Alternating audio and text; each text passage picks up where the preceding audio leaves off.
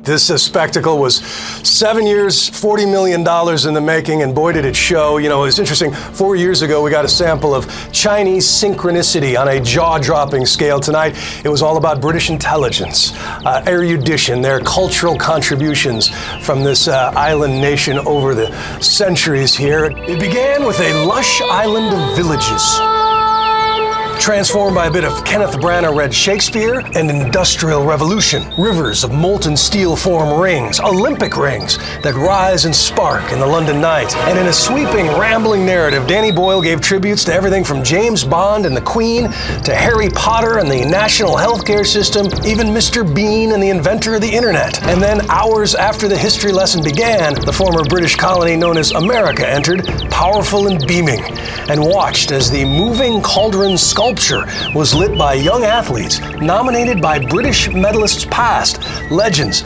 literally passing the torch to a new generation.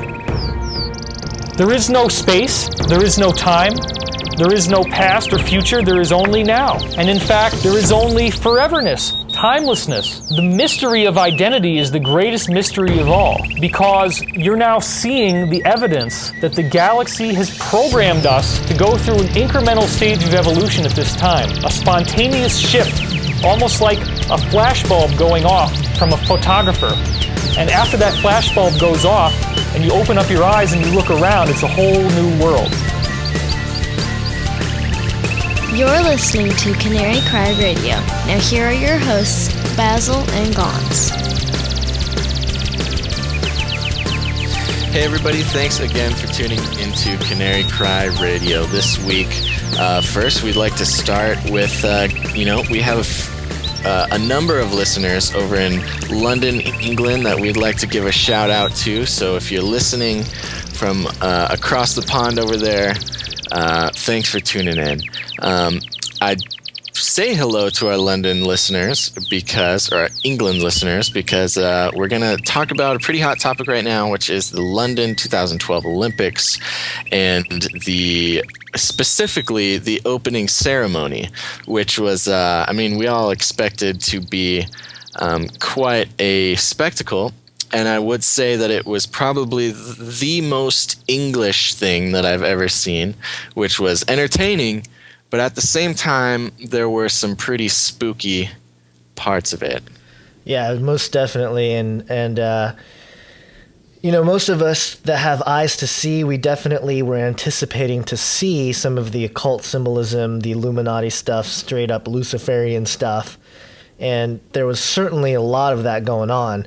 And so, we're going to look into some of it and take it with a grain of salt. Maybe it was intended, maybe it wasn't, but at the very least, it's interesting to at least bring up. And some of it's undeniable, I think. But I believe there was an overall sort of vibe that they wanted to send, and we'll get to that when we get there at the end. But do you want to... Yeah, right. And I was just going to say, I think it's good to preface with, there's a lot of people talking about the ceremony, and there's a lot of people sort of breaking it down and going through every detail. And while a lot of it is pretty undeniable, I think it's pretty easy to stretch for a lot of things too. So we're going to try to stick with some things that, we're going to try not to have to stretch so far, because I think it's important that we, that we stick with the facts and stick with, we shouldn't have to try to justify something that might not be there, or sensationalize something that's not there. Yeah. Exactly. All right. So we'll just start going through it from the very beginning, and we'll post a video that has some pictures. There are some pretty strict copyright things going on with the Olympics, and so we're unable to find a video that has the whole opening ceremony for you guys to check out. Maybe one exists. If somebody can find it, let us know. But we'll post a video that has pictures of the whole thing, so you can watch that and sort of get an idea for what we're looking at, if you were one of the few people who probably weren't watching it as it happened. So Yeah, Gonz, why don't you start us off there? Let's see where to begin. Well, we talked about the stadium. Obviously, the pyramid. Well, it's a triangle shaped. The lights up there. Right. We've discussed that before. And in the 14, Right. there's 14 lights, which, if some of the esoteric stuff that has been spoken about the pyramid and the eye of Horus and Osiris and all this stuff is true, then there is some sort of significance to the fact that there are actually 14 lights up there, because 14 is a number of pieces that Osiris was chopped into, of which 13 were found, and the whole idea of that male phallic piece that was not found, that was constructed by Isis, the wife there, and she was able to conceive Horus, the son, which Isis went on to marry the son Horus, which is kind of weird. But anyway, so right, and I think I want to mention this. We talk about the pyramids, the triangles, with the capstone illuminated that are the lights to light up the stadium, which Right. is just heavily symbolized, or is just a very heavy symbolism of the occult and all the mystic things around that. But also in between those lights, those 14 lights, there are actual other pyramids that I'm seeing. yeah, definitely structures that are, I guess, sort of a tetrahedral shape. The basic three-dimensional shape, which is a tetrahedron. But yeah, I think one of the things that I noticed as I was watching the opening ceremony throughout was just kind of the eerie nature of like seeing those lights. If they had a shot where they're, whatever Right. the actors and stuff are going on, and in the background those lights are just, they're coming down. It was just kind of eerie, Right. And I definitely noticed it. So Yeah. that was definitely, I think that was fairly intentional, and in making it pretty obvious with what they were trying to do. Absolutely. The eye of Horus is watching as they go through the history of England and, by extension, the world. And all of these sort of occult symbols are being observed by the one that they want, that they are paying tribute to, basically. Right. And so we're going to actually kind of follow a blueprint of this article that's on riseearth.com that we'll link to. It's probably one of the only ones out there that's, I'm sure, if you're curious about this topic, I'm sure you've looked at it. If not, we'll link to it. And basically this guy goes through a pretty detailed account of everything that's going on. But again, Again, some of it may be stretching a little bit, but we're going to use it as a blueprint for us to walk through. Yeah, so this guy here starts off and talks about how there's two cities talked about in the Bible, which is Babylon and Jerusalem. And he opens up with, let me just read this first little paragraph, or at least a couple sentences. The Olympic ceremony opened with an orchestra playing Nimrod by Enigma Variations. King Nimrod was the world's first dictator, and as builder of the Tower of Babel, he was considered to be the first and most excellent master of the Freemason fraternity. The original world order can be traced back to Babylon, where King Nimrod was rebellious and resentful of God Yahweh. He had a vision of heading a single global government to control the economic, political, and religious issues throughout the world. And we've talked about this a little bit before, especially when we spoke to Rob Skiba. Right. But yeah, all of the world religions comes from Babylon, or Babel, the Tower of Babel, that was headed by Nimrod, the first type of Antichrist. And, it is very interesting that they would play a song called Nimrod. That, Right. It's pretty out. I think that's pretty obvious as an homage to this ancient king that they're trying to either resurrect physically or spiritually. And so, we know that that's been kind of the goal for the New World Order all along. We know that a lot of the occult, the esoteric world sees the concept of the story of the Bible, of the Garden of Eden and all that flipped, right?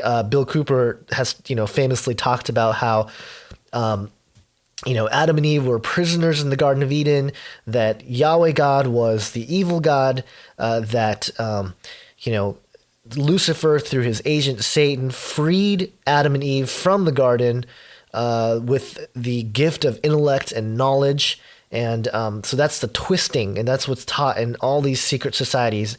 And that's the foundation of the mystery religions, which is the underpinning spirituality that ties together a lot of religions, I think, around the world, but especially the secret societies and what they teach.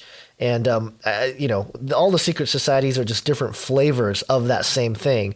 And it's just very interesting that they would, play a song called Nimrod. I mean, it's just, for those who know or in the know, so to speak, is pretty obvious. Exactly. And it's not an arbitrary thing. It's definitely something that's meant to send a message to anybody who is in the know. And that's exactly how they operate. And we've said it before, but just to reiterate, everything that they do in a public setting has two meanings to it. It's sort of this double speak that you get used to as a member of the Illuminati or any sort of organization like that. And it's also something you get used to if you spend enough time studying them, because that's how they like to communicate. So opening up with this song called Nimrod is a very heavy foundation to start this on. Now, going on to the next song that they play, just even serves, more to the purpose of, sending a message for whatever that may be. Why don't you tell us about the next song, Gonz? The next song, at least according to this article, right, was a song named Jerusalem, and it was sung by a young boy, a great voice. I was very impressed with his voice. And here are the lyrics to what the children's choir were singing, and this is quoted here again in this article. And he quotes, "And did those feet in ancient time walk upon England's mountains green, and was the holy Lamb of God of England's pleasant pastures seen? And did the countenance divine shine forth upon her clouded hills? And was Jerusalem builded here among the dark satanic mills?" Wow. And yeah, so I remember actually hearing that and thinking, whoa, yeah, they're being very... They're not being discreet about any of this stuff. Right. Yeah. So, and then it shows some people in these old time traditional kind of top hat suits type thing. Yeah, it was actually pretty entertaining. It was just because that's sort of the stereotypical way, at least in my circle here in the United States, when we think of England, just because of Hollywood and all the movies and things. When you think of England, you think of top hats and mutton chops and things like that. And it was actually kind of entertaining to see. And tea. And little tea, cups of tea. Yeah. Exactly. And you see these very refined Englishmen come out with their sort of top hats and things like that. So yeah, and so at the top of this little hill that looks like, which is kind of the central thing that everything comes back to, is this tree pops out, I believe, right? Is that what happened? Well, okay. So this whole time we're sort of looking upon this lush green pastoral setting, and there's people with donkeys and sort of this farmland type thing, this sort of utopia, and over in the corner there's this hill that's sort of shaped like a ziggurat in the way that it has these sort of different levels, which is in itself a sort of homage to Nimrod, again, being the first builder of ziggurats, being a place, for him as the God King to be, placed upon to sort of rule over his, his folks. But on top of this is a tree, and I'm sure to those who are not thinking about it, it's just sort of either a nice looking tree, or it's just there to fit in with the landscape, or maybe the tree of life or something. And that's something that we hear explained by people outside of the know, is that it's the tree of life. Yeah. Because after this gentleman comes out and sort of recites this passage. So this gentleman, who seems to serve as I would say a main character in the whole ceremony. We sort of follow him around as this whole first part is going through, and he recites this passage from Shakespeare's The Tempest. I believe it's the one that starts with "Be not afeard, the isle is full of noises," and it's sort of this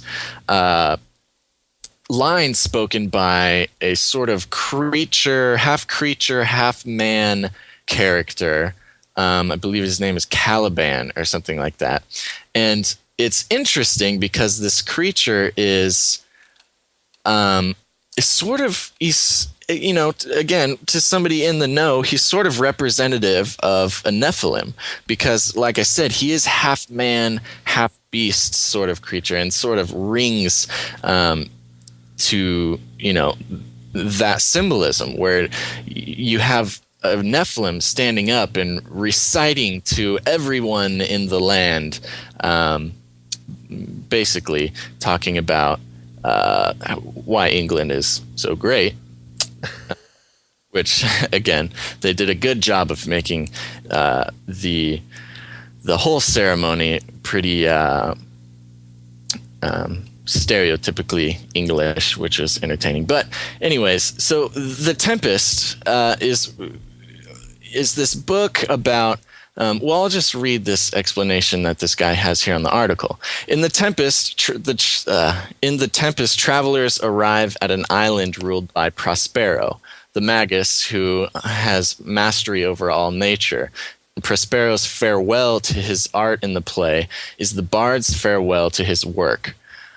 In New Atlantis, the travelers arrive at an island ruled by a society called Solomon's House. So you can see the sort of similarities between the occult writings of Francis Bacon and The Tempest, written by Shakespeare. So anyways, that happens. And then after he recites this,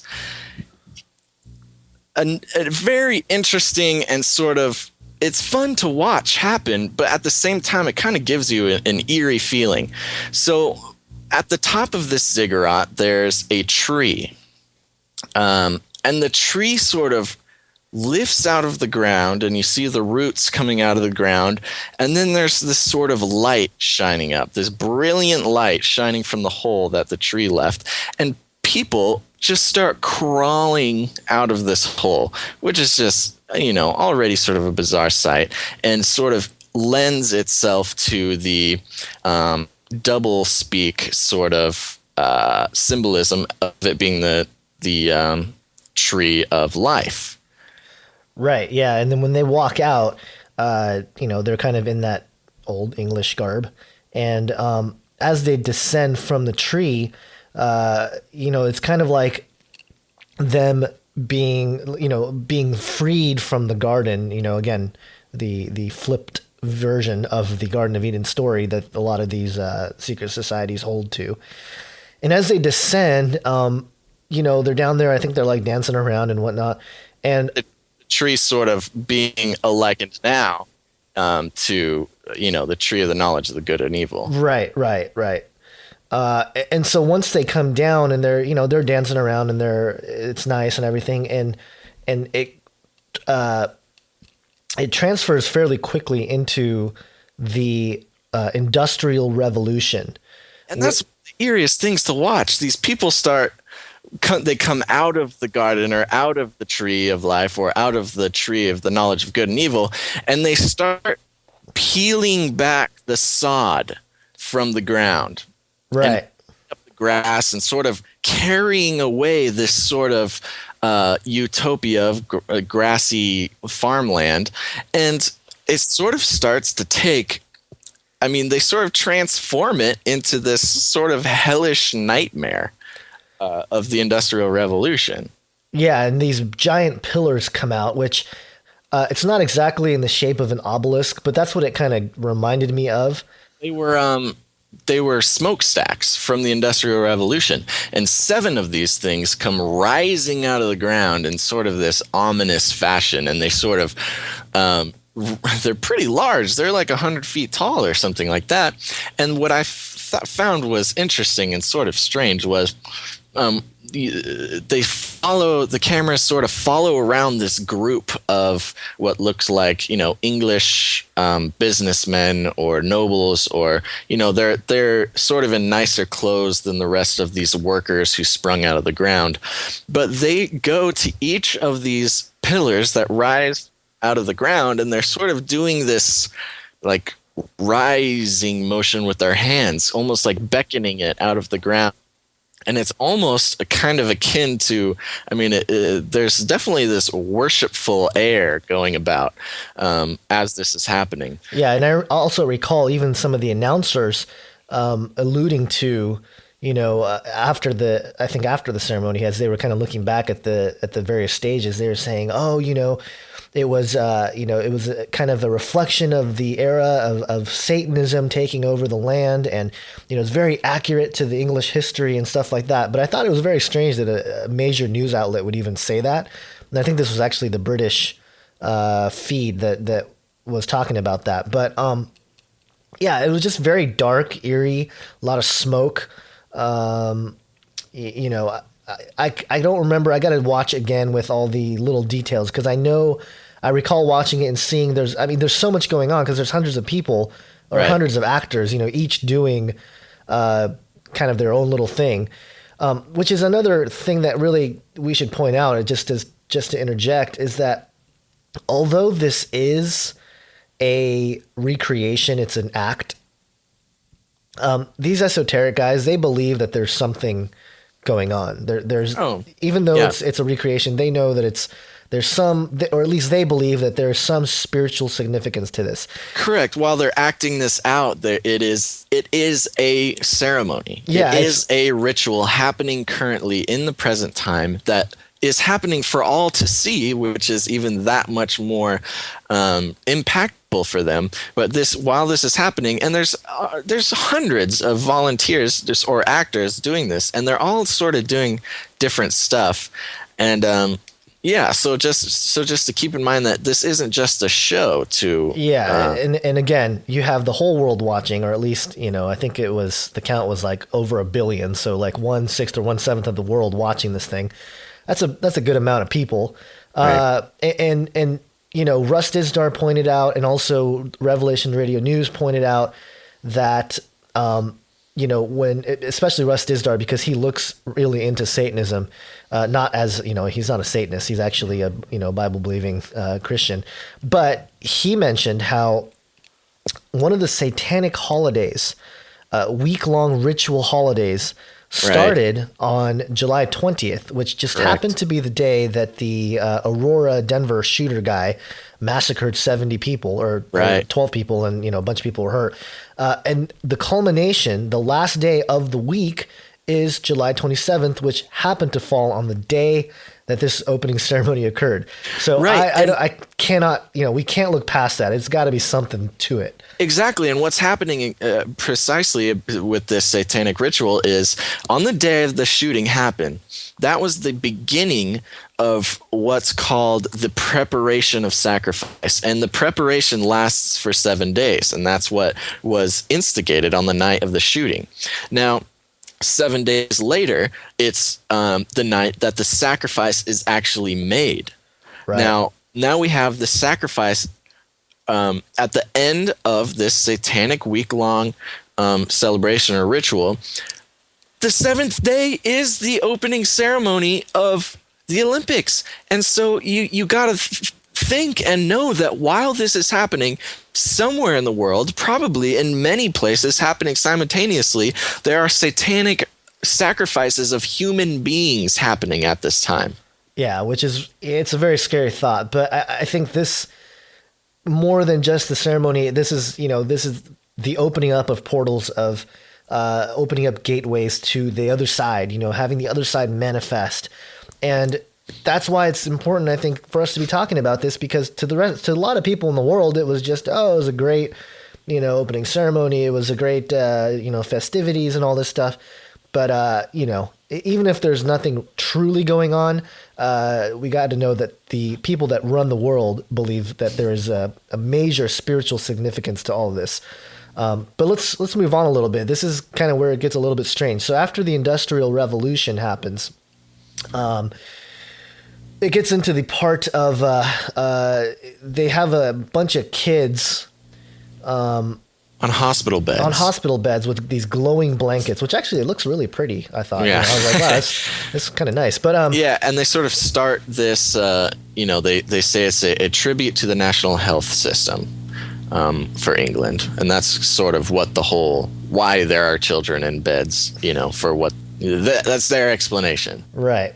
So what's interesting though is, again, it's nice and it's fluffy and look at these kids and they're so, and part of me made me feel sick that these kids are in this thing, just not knowing that what they're being involved in.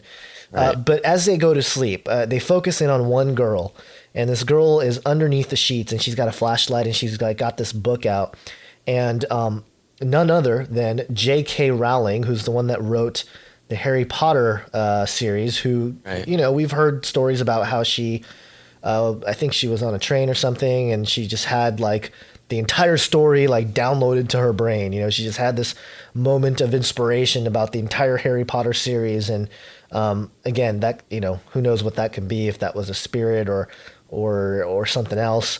And, people try to shape it as like, she was having a hard time and she just had a moment of inspiration, and this is the power of the human imagination and all this stuff. So, it's celebrated, especially, in England, I think, where the story originates. But so, yeah, this kid's reading it. J.K. Rowling actually comes out and reads some lines. I'm not exactly sure what the lines were. And it doesn't say here, at least in this article. But yeah, she reads these lines, and this is when it gets really kind of strange, because these dark beings, they look like demons. They're basically demons. They start coming out, out of the back room or whatever. They start galloping out on all fours, most of them, and sort of this. It's just they did a very good job of making it probably the creepiest thing I've ever seen on public television. So they're running around, and they're, all the kids are hiding because they're scared. And, I can't remember the exact sequence of what occurred, but in essence, it's kind of like a dark moment. And the culmination of this is a 100-foot thing, I guess like an air thing of Voldemort, the evil character. Well, yeah, after these demons come galloping out, then this sort of just bizarro occurrence happens where Disney, or no, they're not originally Disney. English villains of English literature start popping out of different areas, and they're actually really kind of creepy. Like Captain Hook comes out, but he's sort of like this Jack-in-the-Box on a spring, and then Cruella de Vil sort of pops out of the ground. And it's, she's all creepy. And then, yeah, like you said, then I say 100 feet. It's probably like a 45-foot Voldemort. I think it was actually 100 feet, because the announcers said this is 100 feet tall. So, right. Yeah. So a large Voldemort comes just rising out of the ground. And I mean, with the flowing black robes and this hood, and his face is all evil and Voldemort-y.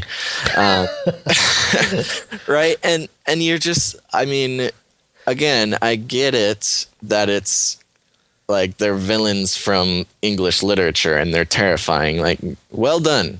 They are you have come up with some terrifying villains, but it's just the strangest thing I've ever seen. And his wand even shot out this flame at one point where it does this thing. And yeah, once again, the announcers, at least in America, they're like, they were giving homage to the English, their ability to storytell and their ability to come up with these villains, and they were talking about how the English are very proud of this and everything else. So, keeping to that theme, after this whole creepy affair happens, who comes to save the day? An army of Mary Poppins All right. come descending down from the ceiling, and they sort of defeat all the villains, which, I mean, whether there's any occult symbolism happening here or not, which I'm sure there is, it's just, I mean, it was I want to say that it's creepy and weird, but I mean, if I were to be honest with myself, it might have been one of the most entertaining things that I'd seen in a while.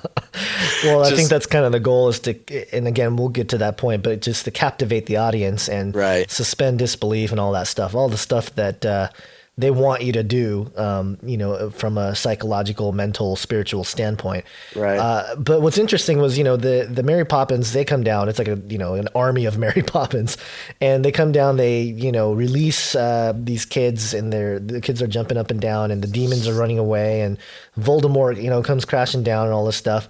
Well, I mean, before we move on though, there was one bed that was suspended on this rope thing. There was a lot of aerial effects going on. So one of the kids that was on the bed was actually like lifted up and flying through the air in front of the giant Voldemort. And I saw that she was actually hooked on, to the bed by a little wire on her ankle. So if she falls, she won't actually fall to her death. But I just thought to myself, wow, they put this girl in a lot of danger just to make this whole thing happen. But anyway, at the end of the defeating powers of Mary Poppins, we see a giant baby thing, star child thing, appear. And this was pretty off-putting for a lot of people. Even the announcers here in the U.S. are like, I remember, I mean, granted, if you were watching the Olympics here in the U.S., you might have noticed that the announcers were actually pretty rude. They were way rude. Yeah. All around, they're pretty rude. I felt kind of embarrassed. I hope none of you English people were listening to them. But this one guy was like, I don't know if that's... he says, I can't tell if it's creepy or cute. Yeah, and exactly. Then the co-announcer was like, "Don't say that." Yeah, exactly. I mean, it's obviously a culturally insensitive thing to do, because I'm sure a lot of work went into that. But yeah, at the same time, that's the question we were all asking ourselves. I think it was Matt Lauer, I think is his name, the guy that was announcing, and then I can't remember the female co-announcer. Right, she's pretty famous as well. But they're just talking heads, so they just talk about. They say what's written on the paper, and then when they go off of it, they're insensitive. Okay, so let's move on. Right. Let's see. After the big baby thing, what happens after that? Well, now, again, just to describe the big baby thing, I mean, it was a giant baby, but it had no body, and it kind of had this blanket over where its body should be, and I mean. To me, it was sort of reminiscent of, and it's gray. It's sort of this gray, like strange. I mean, it really gave off the idea of like this baby's not alive. Like that's part of the creepiness that it was for me. And so, I mean, I'm not going to place any real authority in my interpretations of this, but to me, it sort of was akin to like a child sacrifice or something like that, and which may or may not be the case, but that's the sort of feeling that it gave me. Yeah, I got a little different vibe actually. I felt like this was, Voldemort, all the evil goes down, and then this baby's born, right? Right. It kind of reminded me of like this. I think it was alluding to, quite possibly, and again, same as Basil, don't put any stock into this. This is just speculation on our part, but the idea of a child being born, maybe a savior child, maybe a child that comes out of the chaos and evil, who is born, right, and quite possibly could represent an Antichrist figure. Like, okay, our Antichrist is here now. And he's going to appear on the outskirts of evil and tribulation and whatever. So that's the kind of vibe I got. But again, it's not like it's not the nicest looking baby. It's kind of like this. Yeah, I gotta be honest. It is kind of a creepy looking baby. So right. Well, the interesting part about it is, I mean, when you're looking at it in the context of, say, an Illuminati member trying to communicate something, and they like to use this double speak because it doesn't allow for too much questioning. And you would look at this baby, and what is the normal person supposed to think?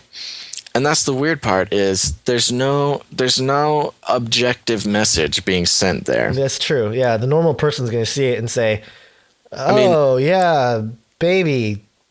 Right. Yeah. Everybody is confused at this point. And so that's what makes me wonder, like, maybe this was just a failed, double speak attempt, and there's really some quite blatant something happening there. Yeah, some dark stuff going on.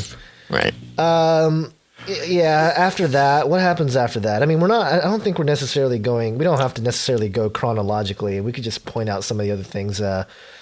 Right, and I'd like to point out again, like you said in your article, if you haven't checked it out, go to facelikethesun.com and check out Gonz's article that he did on the opening ceremony. And I think one of the biggest things about it is that it's not the individual symbolism that was the biggest, I guess, sort of signal or something to those of us who are in the know, but it was just sort of the whole context of the entire ceremony.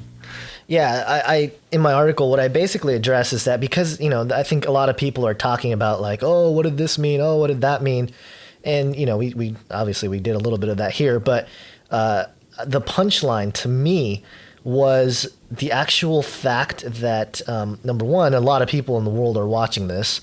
And so they're, whether they know it or not, they're being indoctrinated into this kind of thing. And I think there was a lot of people coming out saying, oh, don't watch it, it's going to be pagan, blah, blah, blah. And partially, yes, I agree. The other part of me said, no, we're going to watch with discerning eyes. We're watching because we want to do what Ephesians 5:11 says, have nothing to do with the fruitless deeds of darkness, but rather expose them. And again, can't expose what you don't know. So that's kind of where I was coming from. But yeah, again, not the symbolism of each item, but more so of, I think the actual part that I think people, or at least these occultists and illuminists, really wanted to emphasize was after all these acts. And it was actually the Walk of Nations, because the Walk of Nations represents more than just, celebrating these athletes. And on the surface, yes, it's celebrating these athletes and their accomplishment and whatnot, and how they get to represent their country in a world event and a world stage and stuff like that. But a deeper emotional tug that happens is this idea that, look, we're getting along here. These, because some of these countries have conflicts within each other. They've gone to wars and all this stuff. But look at us. We're coming together in a common cause, and we're peacefully representing our own nation, and we're doing it together in this kind of a utopian setting, right? And as someone that was an aspiring athlete, there was a point in my lifetime where I wanted to go to the Olympics, and I would watch the Olympic Games, and I would watch the Walk of Nations and think, man, that's cool. Look at all these nations walking together in peace, and they're just, representing their country, and they have pride, and it's very emotional.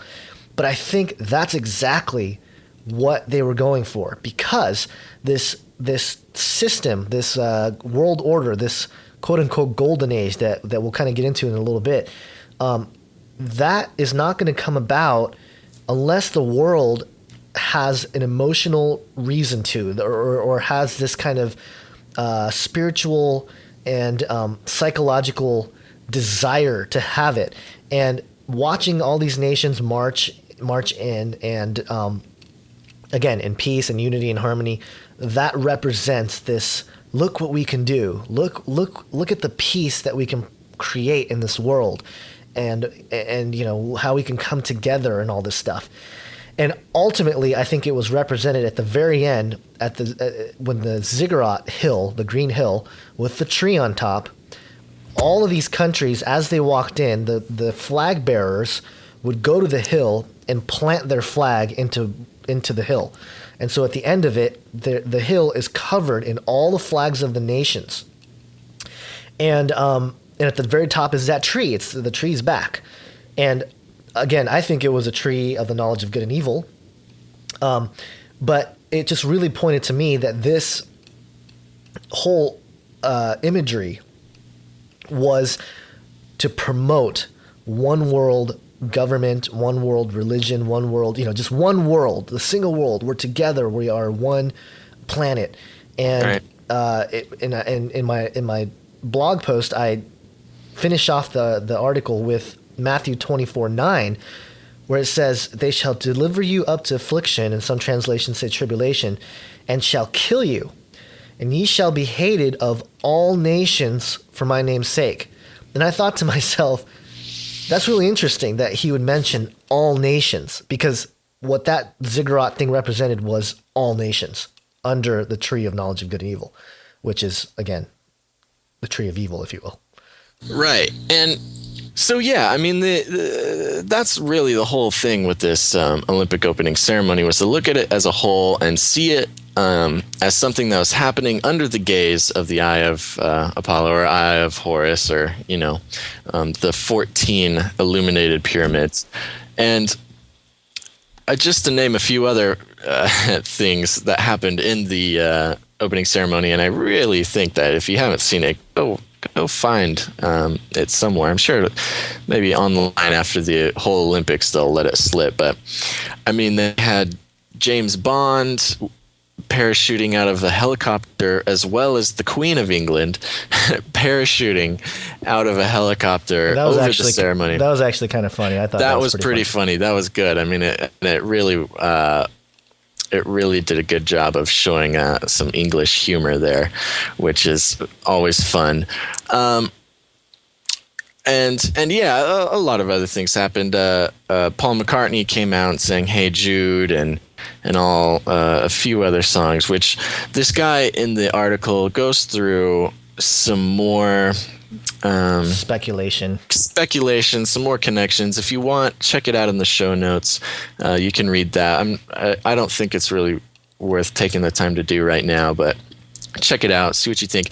Now, there was one other thing that I did want to pull attention to, and it's this guy does it as well in the article, but in a few shots over the Olympics, you see it looks like about 8 or 9 planes flying over the stadium, leaving chemtrails in the sky. It looks like a red, white, and blue, or red, yellow, and blue, or something. Chemtrails across the sky over the stadium. And it just, when I saw that, it immediately brought me back to, what we've been talking about in the past. I know we mentioned it with Rob Skiba, and we mentioned it a few episodes ago when we talked about the Olympics, which was some sort of biological warfare, some sort of biological contagion being spread at the Olympics to sort of create a pandemic later on in the year. And so, again, I haven't done any scientific analysis on the smoke that came out of those planes as they flew by, but I was just wary that, if it was going to happen, that would be one way that it would happen. And when I talk about it, it's sort of eerie for me to talk about, because it may or may not be the truth that happened. But if in fact that was part of the agenda, and if in fact it's true that the chemtrails contained some sort of chemical agent or contagion or something sinister like that, I was just watching it there on television. Yeah, I was reading a couple of these comments that were at the bottom of this article, and this one person says that he's saying, if you were British, then you would have understood everything. So if you're British and you're listening to this show, and there's an actual obvious British idiom for, like, for example, the baby or whatnot, let us know. Again, we do think that there is some double speak going on. But let me read this comment here because it's kind of funny. Or not funny necessarily. But anyway, this person says, I get sick of all this Illuminati bloodline symbolism crap. It comes up everywhere. Nearly everything that is made or any advert, film, event, new building, it's always the same. I'm total, I think he meant totally bored and sick of it. These people are paranoid and need serious psychological help. While I'm inclined to believe that there are some buildings and various other things that have been encoded with certain messages, to the fact that these people have taken this beyond anything and now apply it in everything. They see it everywhere they look because they're looking for it. Simple as that. Like you see faces in the clouds. Just because you do does not mean that they're really there. And two things come to mind. One, this person has not done their homework because obviously England, has been run behind the scenes by, families like the Rothschilds. And, they've obviously were part of starting the Illuminati. So it's not crazy to think, Well, that was one other thing exactly, is that they were sort of they're the first globalists. Well, not the first globalists, maybe first modern globalists. I mean, there was another thing, and it's a kind of a running joke on the internet that I found, but when you see the Parade of Nations and you kind of see the Queen there watching all the nations come in. I mean, there are a good number of nations that walked in underneath the Queen there that she used to rule. And even, in the past generations of the royalty, England was a global colonizing force. And there's a large number of countries who walked into that stadium, even having relatively recently won their independence from Great Britain. Right. Yeah. And I know that we mentioned it as a ziggurat. I know that it's supposed to represent the Glastonbury. I'm probably saying that really wrong, but the Glastonbury tor, it's like a little hill that's in England.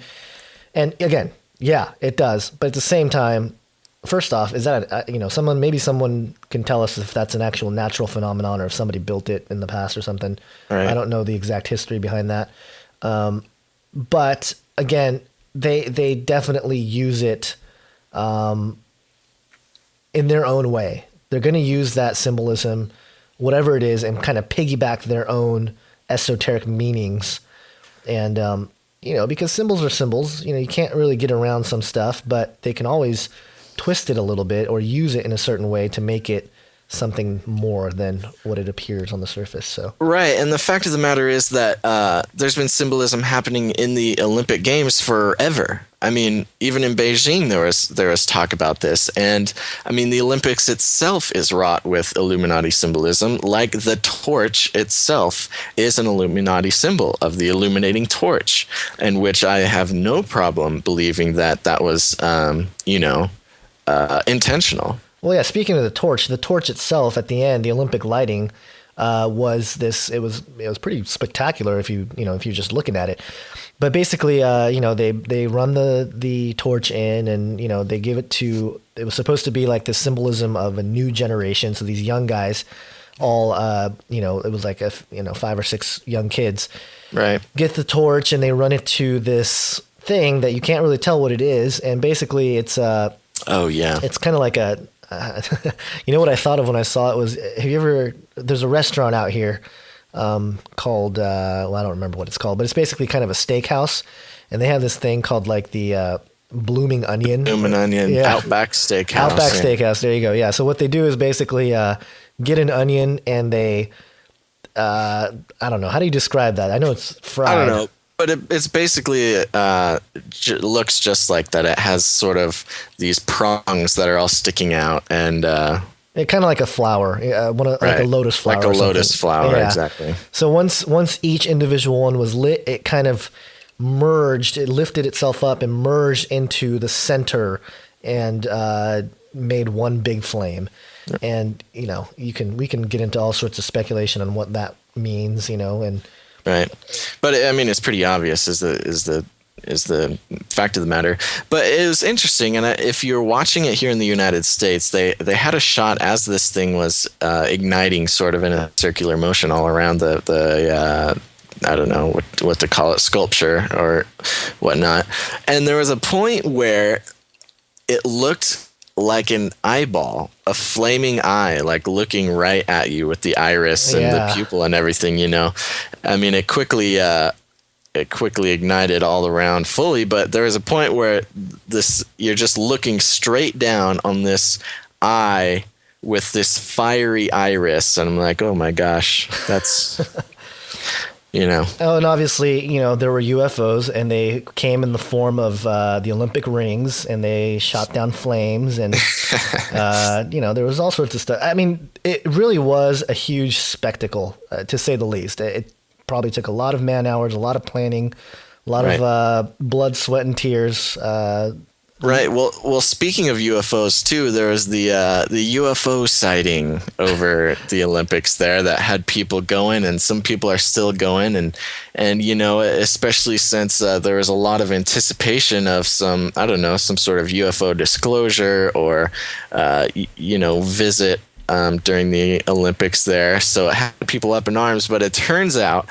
And you know, this is not surprising, but it was the Goodyear blimp, or I think it was the Goodyear. It was a blimp, sort of hovering over, that was being illuminated by fireworks.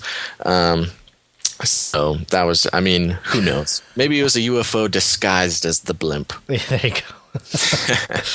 Well, I mean, we'll kind of keep a pulse on this thing, a finger on the pulse on all this stuff, because, you know, it's a hot topic. I know everybody has their opinions on what it is and what all the symbolism meant. And we touched on it a little bit. And again, you can speculate till we're blue in the face. And at a certain point, it's like, okay, we get it. There's some symbolism there, but, you know, what are we supposed to do with it? So, right. If anything, it can be used as maybe a tool to help people see some stuff going on, especially some of the more blatantly obvious stuff. So, you know, take it with a grain of salt. Don't necessarily, you know, take every word for what we said, especially as the translations, because we have no idea if that's what it actually represented or not. But, you know, like I think, for example, the pyramid or triangle shaped lights is just a very obvious thing. I've run it by people that are totally not, you know, conspiracy minded and whatnot, and they're all like, "Oh yeah," even though they don't fully understand, you know. Right. Actually, there was one more thing I wanted to bring up. We're like talking about how symbols don't matter, but there's another one I want to bring up. There was a point where there was like a trail that looked serpent-like, and it was to this big ring, and the flame traveled this serpentine shape, and it ended up at this ring. And I thought, wow, can you be any more esoteric and occult? So anyway, again, if you get a chance, watch it. I have it DVR'd, but, you know, I can't put it on the internet or they'll come after me. Right, exactly. So yeah, there you go. That was the Olympics. Again, check it out. I mean, there's a lot of people talking about it. So I almost feel sorry for subjecting you to this much talk about it. But if you're interested, all the information's out there for you. Check it out. We got the link there in the show notes. Now, kind of switching gears a little bit, something that came out that I think is, I mean, good in a lot of ways and interesting in some other ways is Bolivia. The country of Bolivia is going to be kicking Coca Cola out of the country. They will be... When are they doing it? I'm glad you asked. December 21st of 2012 will be the day that Coca Cola is no longer allowed in Bolivia. So it's the end of the world. So yeah, so the prophecies are true. The world is ending. No, but really, it's interesting because, well, it's good because Coca Cola is an evil company taking over the world. But it's interesting because the reasons that they do this is to sort of usher in a kind of a golden age, to get rid of capitalism and start this new age off right. This, I think one article called it communitarianism. Not communism, communitarianism. And just a note, I mean, they're not the only country in the world who has sort of banned Coca Cola from their country. I know that Cuba has done so, and Myanmar, North Korea, and so there's been a few people who have said no to the big red giant, which is great. I mean, good for them. Well, I find it interesting that it's this guy named David. I'm gonna torture his name, Choquehuanca. He's the Bolivian foreign minister, and it's funny how he comes out and says, let me quote him. They quote him here. And he says that the planets will align for the first time in 26,000 years, and this is the end of capitalism and the beginning of communitarianism. And it's interesting how he uses a celestial, significance to usher in some kind of quote unquote political agenda. Right. It's just very bizarre. I just think it's very strange. Right. Well, I mean, you sort of get an idea of what this guy's worldview and beliefs are. It says here in the article, this guy, I can't pronounce his name, said he is optimistic that the end of the Mayan calendar will usher in a new and more progressive era, one that will see, quote, the end of hatred and the beginning of love. So obviously capitalism is seen as the hatred or as sort of a representation of something that's negative in this age. And yeah, it sort of shows that he is aligning with this new age sort of thinking, ushering in the age of Aquarius and things like that. Yeah, and so the golden age is something that a lot of New Agers have talked about, and one of the people that have really talked about it a lot is this guy named David Wilcock. And I used to follow David Wilcock's work. I thought it was very interesting and compelling and stuff.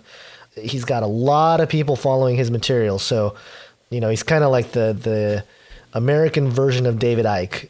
He's pretty sensationalizes a lot of stuff and whatnot. But one of the things that he believes, and this is a very common belief in the New Age circles, is that there is, well, first off, they're sort of pantheistic in that they believe God is everywhere. It's like this consciousness is God, and and which leads to ideas like Gaia, which the Earth is a living entity. It's alive. It knows, it has conscious energy, and the sun and planets and stars, they're all conscious entities. So his idea is that the galaxy, again, is a living entity, and every 25,000 to 920 years cycles emits this energy burst that comes from the center of the galaxy, and the energy burst hits the Earth or hits the solar system, instantaneously evolving all life in that solar system. Right. And it's, he has a lot of quote unquote scientific proof for this. As, for example, the planets are getting hotter. It's been getting hotter for the last decade. Therefore, we know that this energy burst is coming. Right. And, other things are, December 21st, 2012 is going to be the alignment period. It's when we're going to be able to jump in our IQ, and we're going to be able to levitate and psychically communicate and all these things. And right. So this idea of a golden age is very appealing because it plays right into the hands of what everybody wants. And again, tying this back a little bit with the Olympic stuff, that's what the appeal was. The appeal is this utopian world that we will achieve on our own merits. And again, tying it with the article we're talking about now, it's interesting that governments are actually taking action to try to usher something like this in with, I guess getting rid of Coca Cola is a big deal. They must really have a capitalistic influence, right, from Coca Cola in Bolivia. Right. And again, I mean, I'm all for kicking Coca Cola out of your country. I mean, that stuff is basically poison, addictive poison that they're, giving youngsters as well as everybody. I mean, there's somebody in Australia just the other month or so who died because she drank like 2 liters of Coca Cola every day for a large portion of her life, and she died of something like a heart attack or a brain aneurysm or something.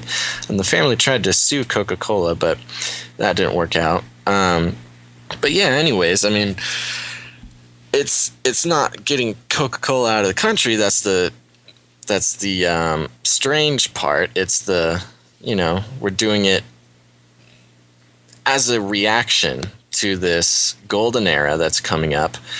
And I mean, it's ignorant to say that governments don't make decisions based on personal beliefs. I mean, the Illuminati beliefs of the United States government and other governments around the world has been directing the history of humanity for quite a long time. And so I find this story more interesting than anything else, that he is even coming out publicly saying this is the reason. You know what I mean? Right. Because the U.S. government would never come out with, Illuminati intentions, explaining decisions that they're making. But this guy's very confident when he comes out and he says, we're just getting ready for this new golden era that's coming out. Well, it makes me wonder, too, because you know how in recent years a lot of countries have released their top secret documents on UFOs. Maybe they know something. Maybe they kind of know that there's some kind of disclosure in the works that is going to change the world, and something like a corporation or a corporate power like Coca Cola is going to, quote unquote, slow it down or something. Right. I'm just speculating here, but I mean, it's possible that some of these other nations, even though they might not be just spilling all the beans, are kind of trying to say like, hey, we know something's going to happen, or not, or it can just be a political campaign, using this date as a catapult for their agenda, right. Which seemingly on the surface, again, doesn't seem like it's terribly harmful. Yeah. I mean, I could see it from his point of view. I mean, if there's going to be any beverage on the planet that is halting the evolution of the human race, I would say that it is Coca-Cola. But yeah, no, I totally agree. So yeah, I don't think there's much more to talk about on that, and we're just about out of time. So thanks again, everybody, for tuning into Canary Cry Radio. Just a few little announcements here. We are working on a video section of the site, so look forward to that. We are going to be trying to address some questions that some of you have in short video segments. So keep an eye out for that. Keep checking back. I'm sure we'll do an announcement when we actually start posting. But yeah, you can look forward to that. And I want to put out a personal thank you to all of you who have felt it on your heart to help us out with some of the costs of Canary Cry Radio. Just as a reminder, we have a donation button on the episode pages there, and if you in your quiet time of prayer feel it on your heart to help us out at all in any capacity, that button is there for you. Do have to mention that it is not tax deductible, because it is considered a gift, a very precious gift that we thank you for. So again, if you feel it on your heart, we welcome you to do that.